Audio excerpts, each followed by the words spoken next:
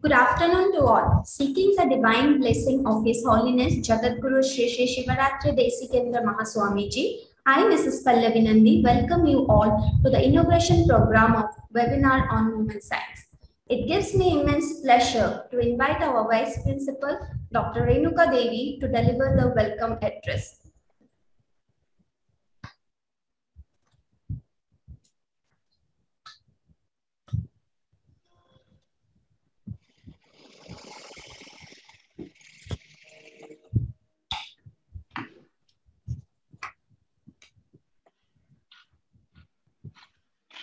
Good afternoon to all dignitaries, guests and delegates. With pronouns to Guru Paramparas and feet of His Holiness Sri Desikendra Mahaswamiji, I, Dr. M. Renuka Devi, feel privileged to extend my warm welcome to all present here for the inaugural ceremony of the webinar on Movement Sciences conducted by Jesus College of Physiotherapy, Mysore in association with Rajiv Gandhi University of Health Sciences, Bangalore. I would like to welcome the Chief Guest, Dr. Jayakara, SM, Honorable Vice Chancellor, Rajiv Gandhi University of Health Sciences, Karnataka. We are indebted to you for making your presence on this occasion and accepting our invitation, though was at short notice. We welcome you, sir. I welcome Dr. N. Ramakrishna Reddy, Registrar, Rajiv Gandhi University of Health Sciences. I welcome Professor U.T. Iftikhar Ali, Syndicate Member, Rajiv Gandhi University of Health Sciences, for his constant support to conduct this webinar. I welcome Professor Sai Kumar, Senate Member, Rajiv Gandhi University of Health Sciences, and Principal, Sanjay Gandhi College of Physiotherapy, Bangalore. Welcome you, sir.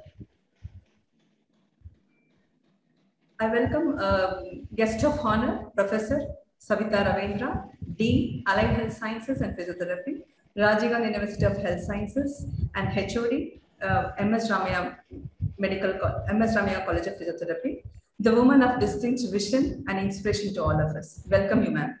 Thank you. I welcome Professor Praveen Aaron, Board of Studies Chairman, Postgraduate Physiotherapy, and Principal, Padma Shri College of Physiotherapy, Bangalore. Welcome you, sir. I welcome Professor Vijay, Board of Studies Chairman, Undergraduate, Rajiv Gandhi University of Health Sciences. And I also welcome all the members of Undergraduate and Postgraduate Board of Studies. I welcome Dr. Kavita Raja, Principal, Jesus College of Physiotherapy, for her indomitable spirit for guiding and encouraging her staff to make this event a successful one. Welcome you, ma'am. I welcome Principal and staff of all the colleges for their participation. Last but not the least, I bid a very warm welcome to all the renowned speakers and delegates who took out their valuable time and joined us to be a part of this webinar. We are honored to have you all with us over the next couple of days. Welcome, Monitor. Thank you.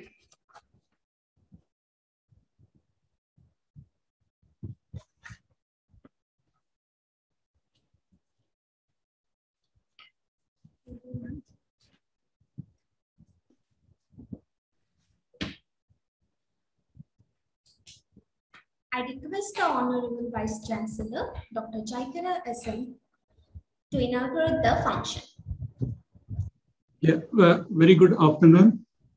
And JSS College of Physiotherapy, in association with the Rajiv Gandhi University of Health Sciences, the webinar on movement science is inaugurated.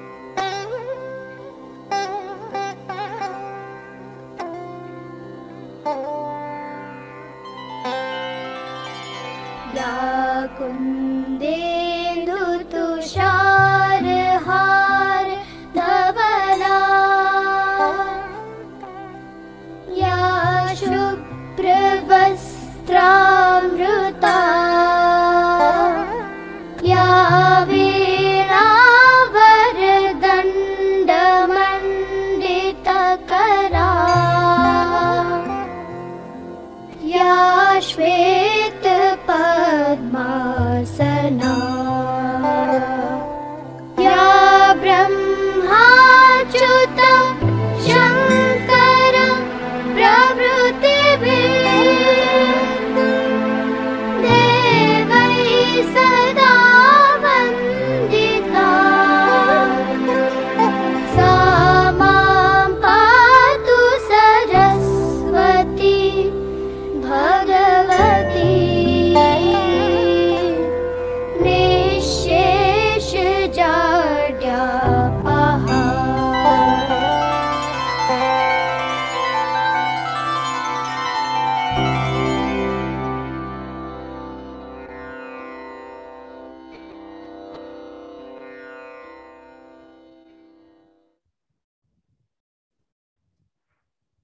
Now I would like to request our chief guest, Dr. Jaikara SM, Honorable Vice Chancellor, Rajiv Gandhi University of Health Science, to address the gathering. Very good afternoon. And the faculties of JSS College of Physiotherapy and from on behalf of Rajiv Gandhi University of Health Sciences, all the affiliated colleges of our university, and guest for our today's webinar program,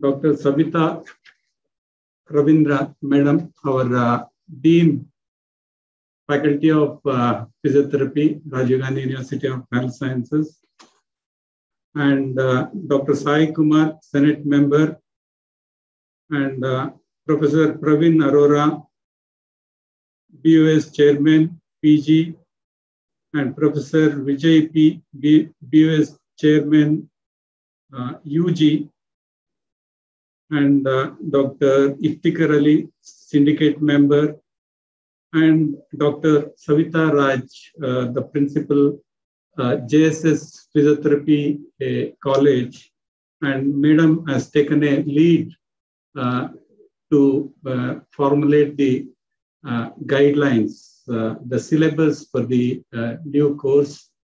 And I want to congratulate all the those who are pioneers involved in this field to frame the syllabus for the new course. And as you all know, Rajiv Gandhi University of Health Sciences is a premier university of health sciences with 25 years of history of delivering education in every disciplines. The physiotherapy, with over 60 years of history in the Indian health science education arena, is one of the flagship programs under RGHS.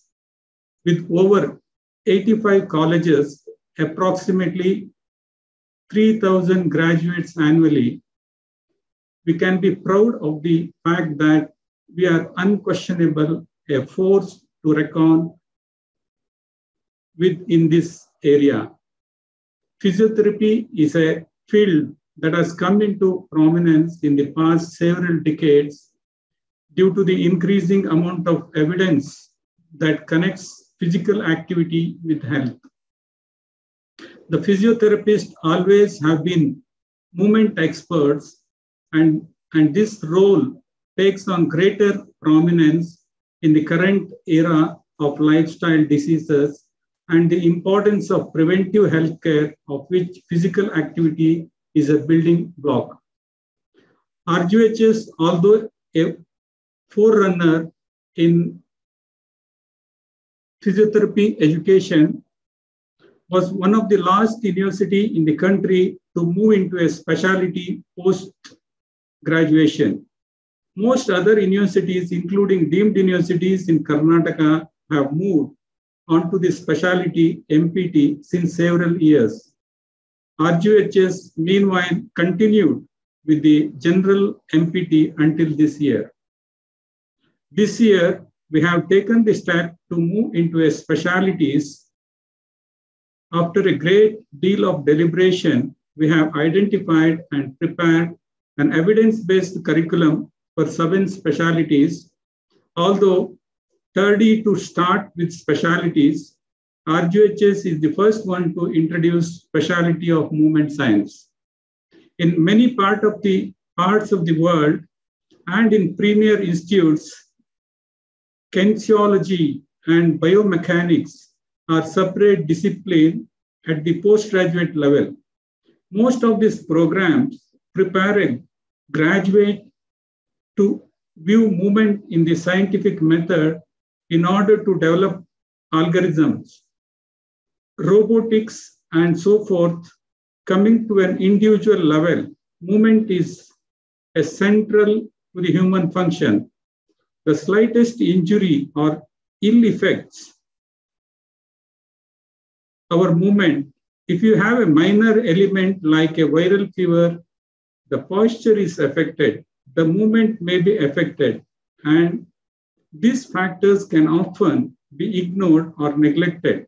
In chronic illness or dysfunction, movement abnormalities can have far-reaching effect, which can then affect other systems and lead to various cycles of illness. Example, a person suffering from chronic respiratory illness may have a difficulty to walk distances due to decreased capacity.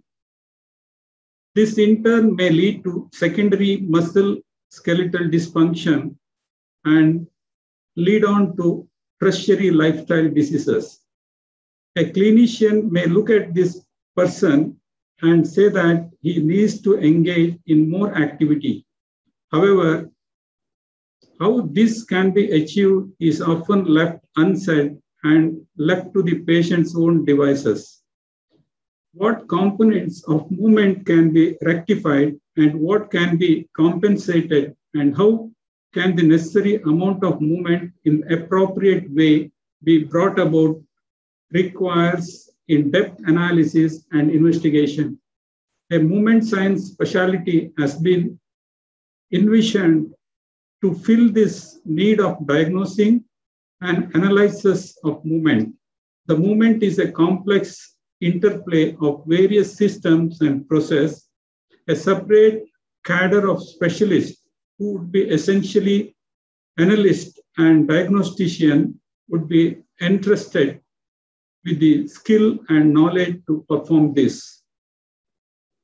And today we have a guest speakers from other countries also. And Nitin KS, James from USA, and Tanvi Bajaj and Srilata Girish, and the faculty, those who have involved in this framing the syllabus for the new course. And once again, I wish you all the best for your the important the work, and first of its kind in India, and first of its kind in our Rajiv Gandhi University and JSS College of Physiotherapy. And once again, I wish you all the best. Thank you. Thank you, one and all.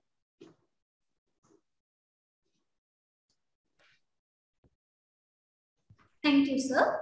Now I would request our guest of honor, Dr. Savita Ravindra, respected Dean, Allied Health Science and Physiotherapy, Rajiv Gandhi University of Health Science, Professor and Head of Ramaya College of Physiotherapy, to address the gathering. Over to you, ma'am.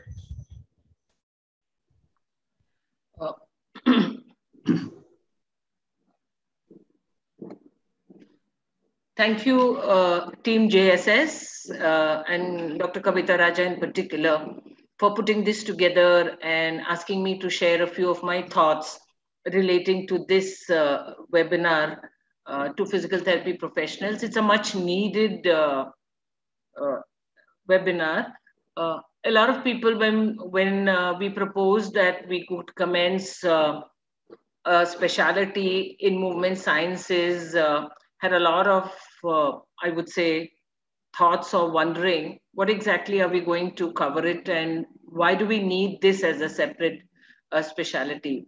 But the manner in which it has evolved and the manner in which Dr. Kavita and the team that put together movement sciences, it tells us a lot about this. You know, just looking at when she first proposed movement sciences, my thought was also, why are we going down that road? What's the scope of practice? What will individuals opting for this branch do? It made me do a bit of a reading. And one of the things that I want to share, and I definitely would want all our physiotherapy colleagues who are part of this webinar to probably also go back and look at a book written by Shirley Sharman, who is the director of program of movement sciences at the Washington University, which she wrote a book which I kind of have always at my table when I'm in doubt sometimes about who I am and why am I here. And it's called the Movement Impairment Syndromes. As a physical therapist, we've seen the profession advance from very nascent points in time to a very strong professional discipline. And these advancements as we're going forward now require, according to me, a major change in the practice of the profession. And so when I was looking at her book again, as part of trying to understand what Kavita was putting together for this webinar, there's some interesting points that she brings out, and I would like to share it with you. According to her, in her very first chapter, where she looks at, and the chapter is titled History of Movement Sciences for Physical Therapists. And in her introduction, to quote her, she says that the 20th century growth of the physical therapy profession, as she perceives it, is divided into 3 eras. And an era is a very long time for any of our professional growth. And so, and the first era, in each of these eras, there is an aspect of assessment, diagnostic, and treatment that required major anatomical systems to come into focus. So she defines it, and I'd like to share because it really resonates very strongly with today's webinar. She said the first era, and that's usually, she considers it as at a point in time when we were at probably World War II, and where polio was a very rampant issue that was discussed. She calls the first era, the focus was on the peripheral nervous system and the musculoskeletal system from the early physical therapy professionals. And in her analysis of it, a lot of our quantitative data that came out of that era were simple things like manual muscle testing and also assessments, which became key to diagnosis. And the relationship of movement at that point was looking at weakness, range of motion, and its association to movement.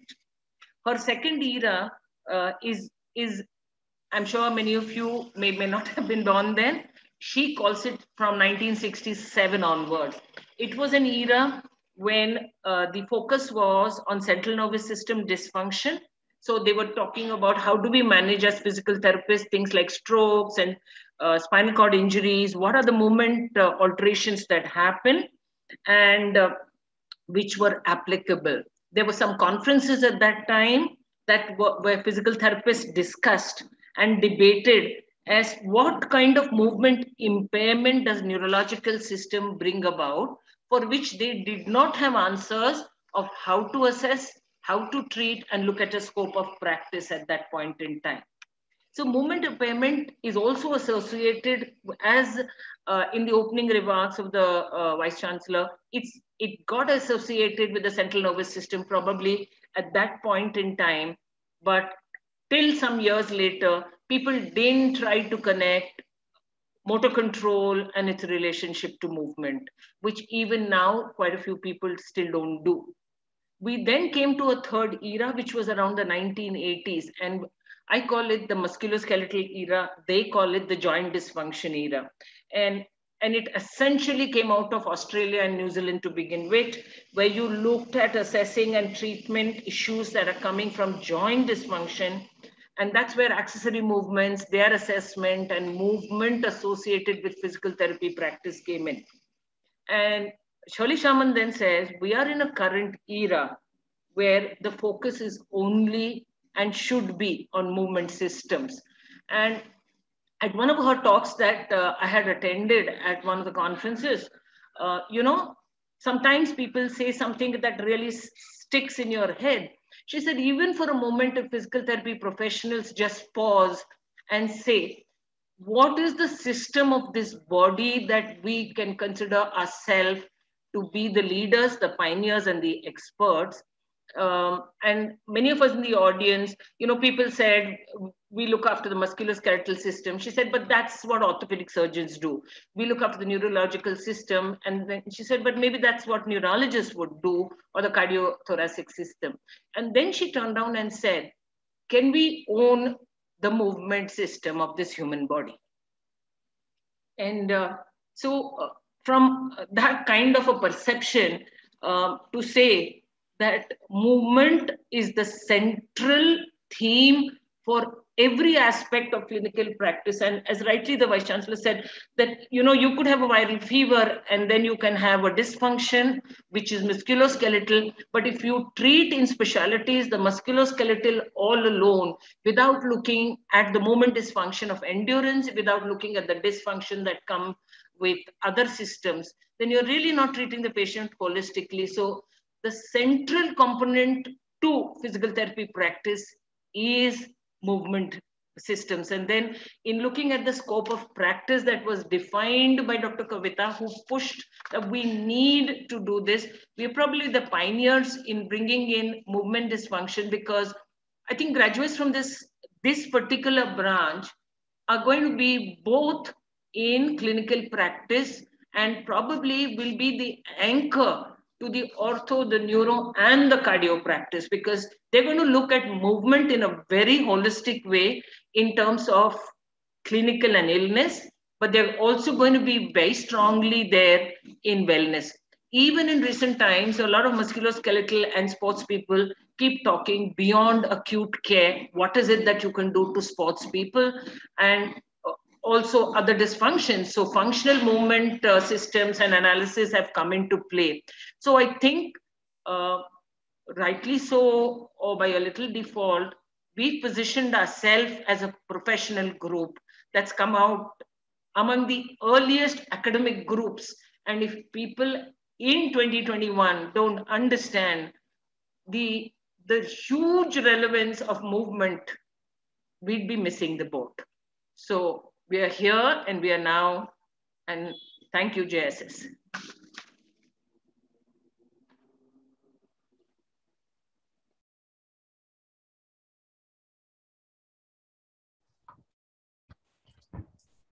Thank you, Madam.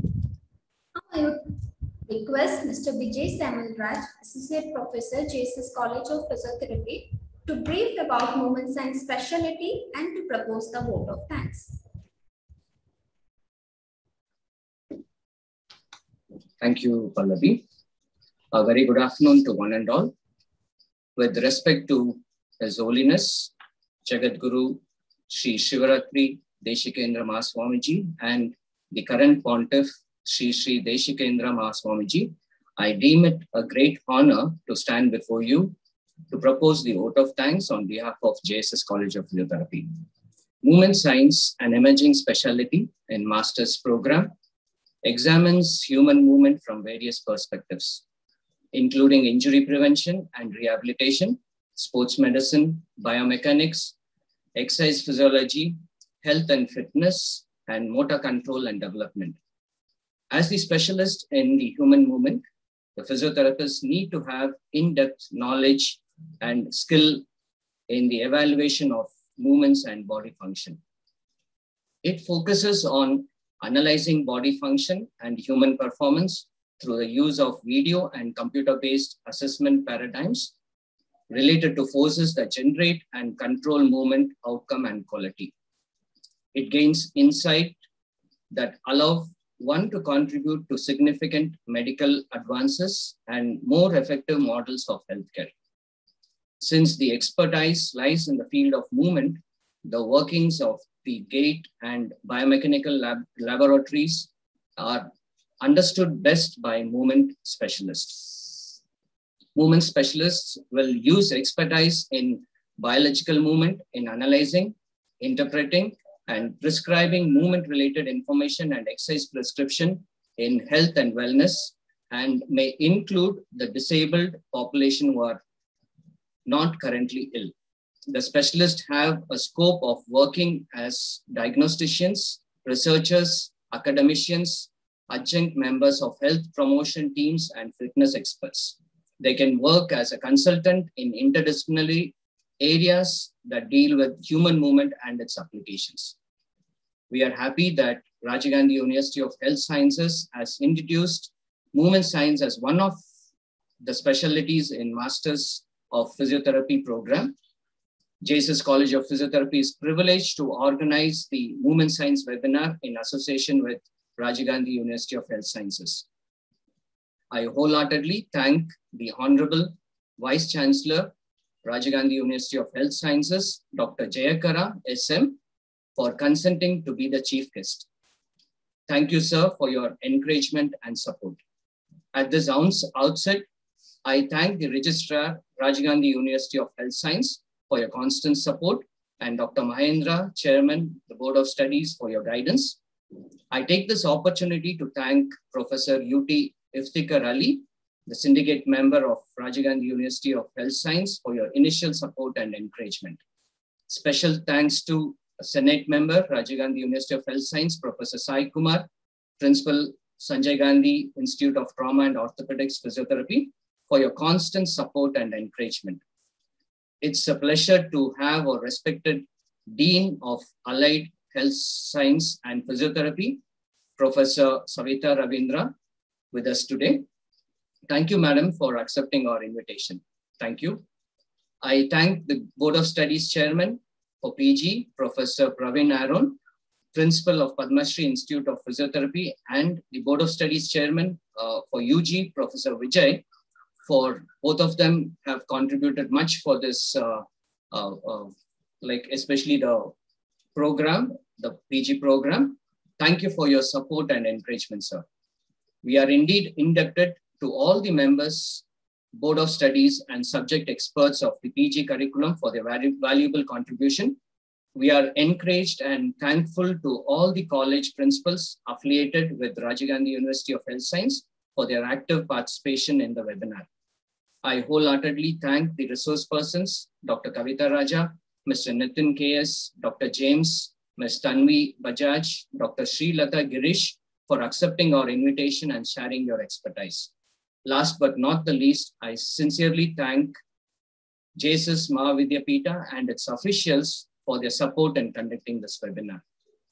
I finally thank the invitees and everyone present here and whom I might have missed by oversight. Thank you very much.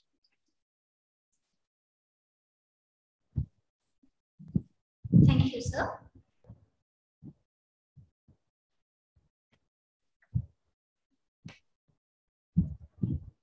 Continue with the program. I request our beloved principal, Dr. Kavita Raja, to start with the session on introduction and importance of movement science as a specialist. Thank you, Pallavi.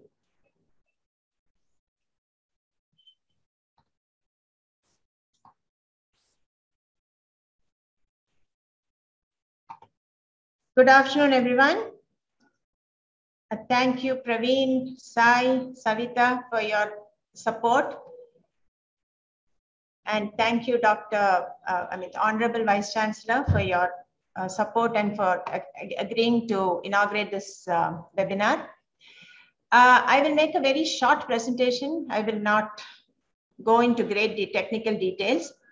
So why do we need movement science? What is the importance of this as a movement, as an MPT specialty? Savita has already touched upon it with relation to Shirley Sarman, who is probably the stalwart, who's probably the goddess of movement.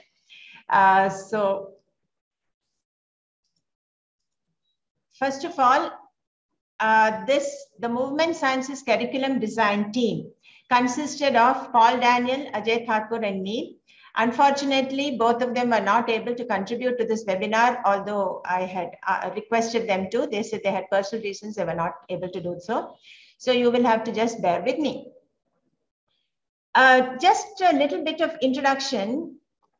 We all know that physiotherapy requires in-depth evaluation, and based on that, it goes through a hypothetico-deductive reasoning process, which is very time-consuming and tedious. More than that it requires immense patience because you may not be able to do a patient's evaluation in one day. So this is going to go on for days together before you can reach any sort of diagnosis or hypothesis, or you can come up with any sort of plan.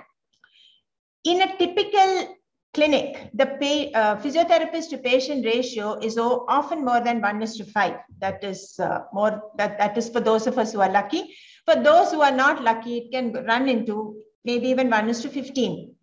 So because of this, the time required is sometimes not there. Most often it is not there. And so we end up being dissatisfied with our evaluation process and our reasoning. So without proper evaluation, our treatment is obviously not going to be optimum. So very often we end up doing hit and miss sort of management. So core component of any physiotherapy management is movement. Whether you're considering it neurological, pediatric, community, whatever, whichever specialty, whichever clinical specialty you're dealing with, the core component of physiotherapy management is movement, because we're movement specialists.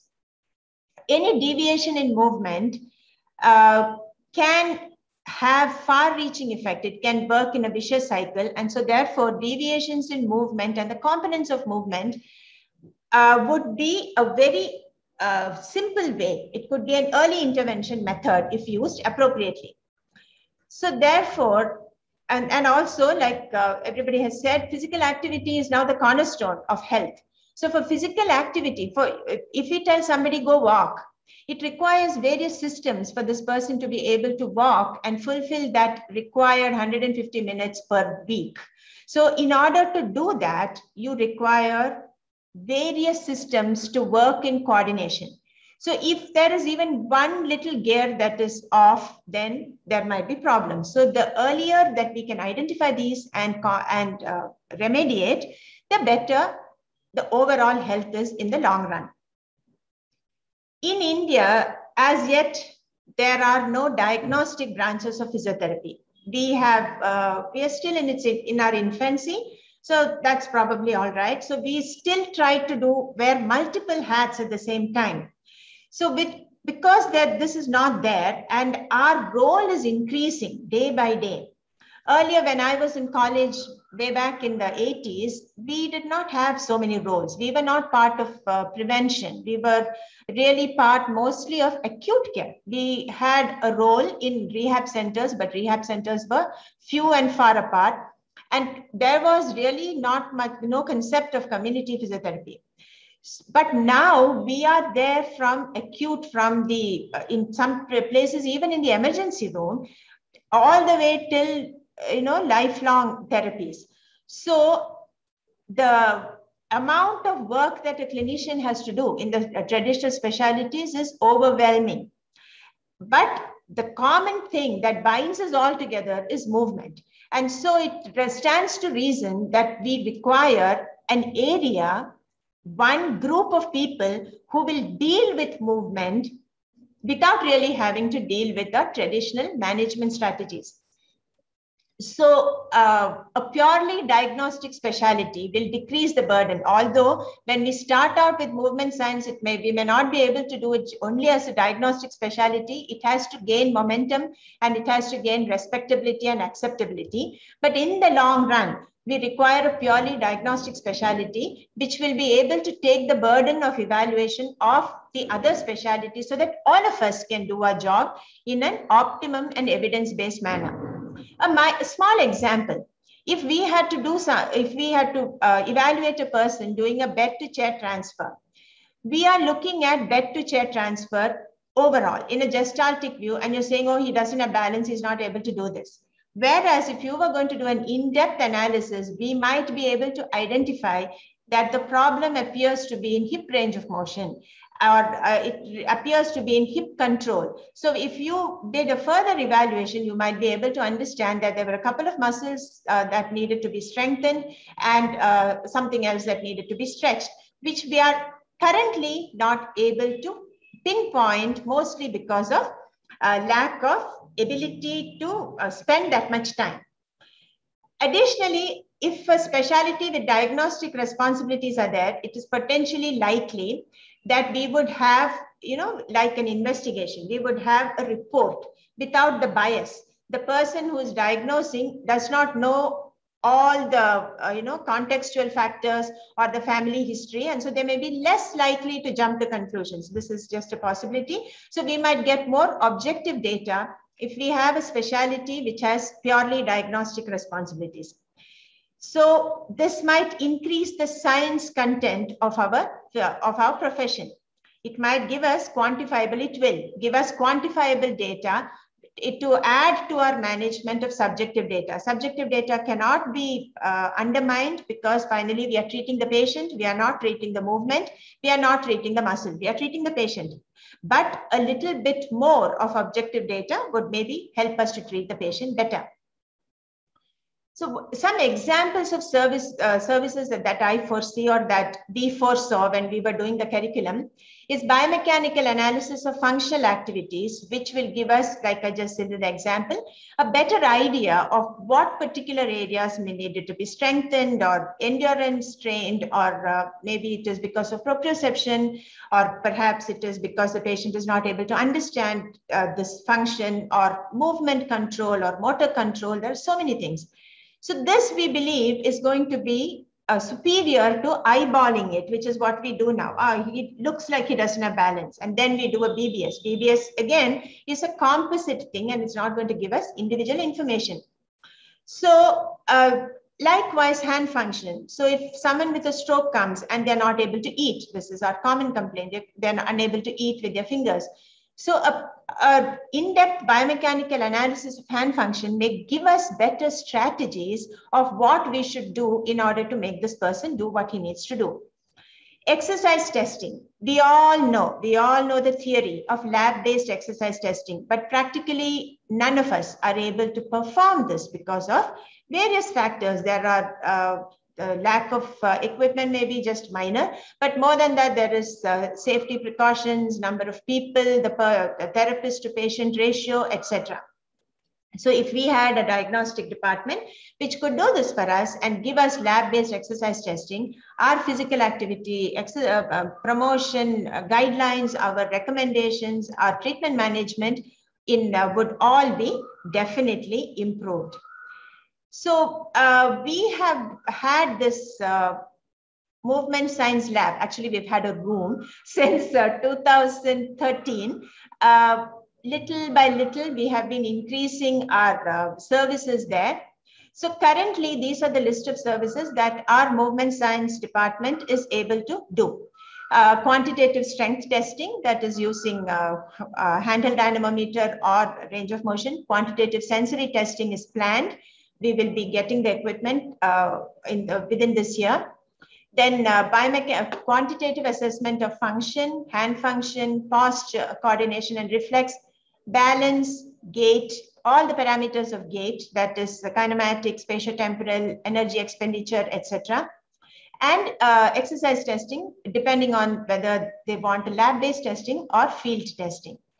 Then we are also doing higher level functional activities of balance and gait on uneven terrain, because rural India, which is where most of our patients come from, requires ambulation and balance, not only on level indoor surfaces, but also on outdoor surfaces. So these are areas that are lacking, which we do not even have normative values on, because no one in the West has really done much work on this, and it is left to us to do this. And instrumented work capacity evaluation. Ergonomic functional capacity evaluations are very expensive and require in-depth training. So we have come up with what we can do. So whatever we are doing in JSS is all something that all of us can do. It does not require money. I mean, not much money, and it does not require training in foreign countries. It can all be done by us, within us, of us, for us, sort of thing. So the minimum requirements, as this is the minimum. Anything more than this would obviously be would be a great improvement on the minimum infrastructure. But the minimum infrastructure, minimum requirements would be, first of all, faculty who are interested and enthusiastic about movement.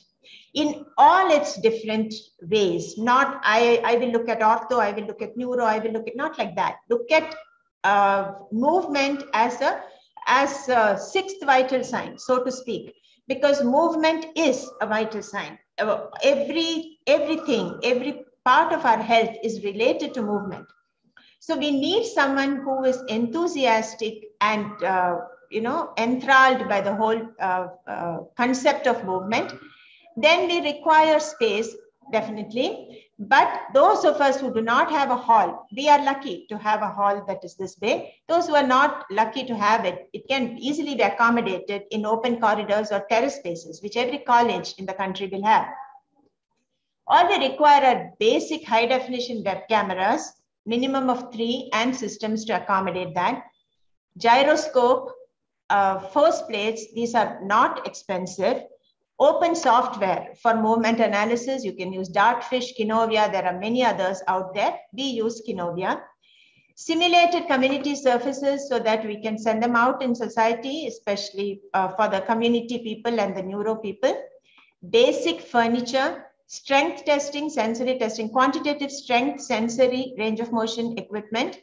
A pressure mat would be a good thing to have, and a work conditioning station. These are the minimum requirements. Because why I'm saying this over and over is when we were setting the curriculum, other groups were asking us, now who's going to be able to afford a gait lab, which is going to cost over 1 crore? It does not require that. If you have it, fantastic. It would be a great value addition. But if you don't have it, you can still do what we need to do. What we propose as the clinical component would be, this sort of like a decision-making chart. What we propose, in the sense what we are doing in JSS, is the treating clinician does a gross observation leading to the need for detailed analysis. I want you to tell me why he's walking like this. So that is where our referral form comes from. From there, the movement science people are looking at structured qualitative analysis. In the coming days, we will talk about structured qualitative analysis, qualitative movement analysis without any instruments, but in a structured manner, and break it up into components for analysis. So why is the movement not happening? Then based on the requirement, is it range of motion? Is it force? Is it something else? Then we will do instrument-aided structured component analysis and report back to the clinician. Clinicians can correlate with their patient-reported measures and take the decisions for management. This is what we propose. For the present, the movement science therapists may also have to do the correlation, because right now there might not be a job for pure diagnosticians. With what we propose, there are naturally some limitations. With the infrastructure that I have proposed, movement science is not equal to kinesiology. Kinesiology requires very sophisticated equipment and a very good engineering-based lab. This is merely a clinical diagnostic science that I'm talking about. It will not be equal to kinesiology. It will be, we will require, the faculty training is required for upskilling and continuing professional education, because movement, like everything else, is a fast evolving science. A collaboration with a kinesiology or engineering college will open up new vistas, new areas for development, new areas for research. And the objective of the program will be to teach students to think rationally and objectively and comprehensively about movement, and use available resources to analyze movement systems objectively. If we can teach them these foundational skills, they will be easily able to use high fidelity instruments in the future. Our lab, which, like I said, started with just a room. There wasn't anything in there, just a room. With that, then we got webcam, we got this, we got that, small things. So in the past 8 years, this is the research output that we have got from our lab.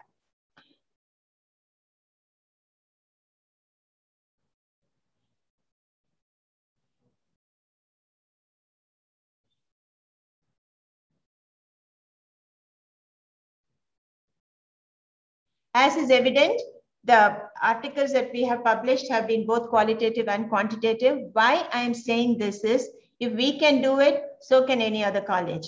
Because we do not have a high-end gate lab. We do not have 6 cameras from Vicon. We have basic infrastructure. With basic infrastructure, we can fulfill the movement science curriculum. And I believe that we can make professional movement scientists also. If anyone has any suggestions or comments, I would welcome them. I know it's lunchtime, but if anybody would like to share any thoughts, please feel free.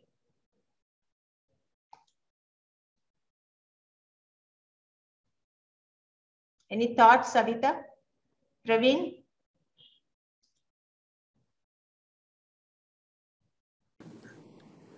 Not really, Kavita, but it's just that I think everybody has to observe. I mean, you've put out a very lucid pathway, which can be easily done, but people have to also start understanding that we'll need to work in collaborative teams within our own groups, where each of us contribute to the patient as a whole. And I think this comes out very beautifully as a first step to go in that direction.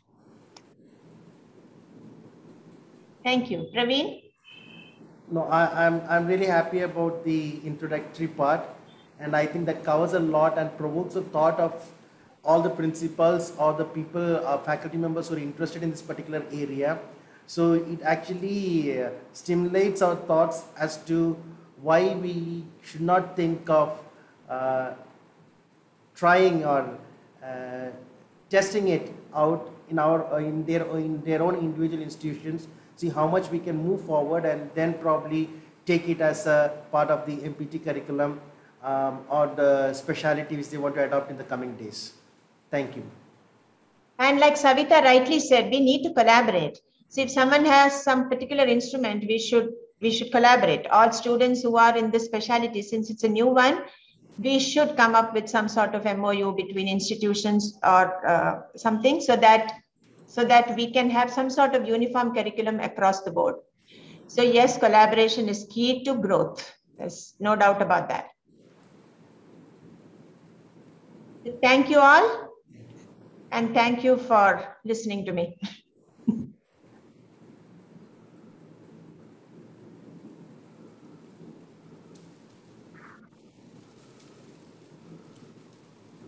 Thank you, madam, for a wonderful session. I think so. Again, thank you all. The next session is this afternoon. Pallavi, just go over that. Okay. Schedule.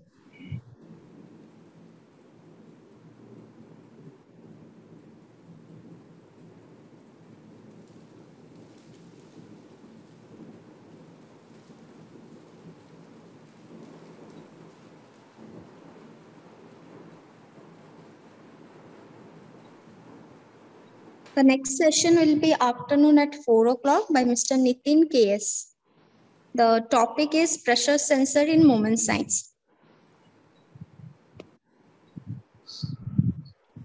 Okay, thank you. Thank you all. Thank you all. And see you in the afternoon.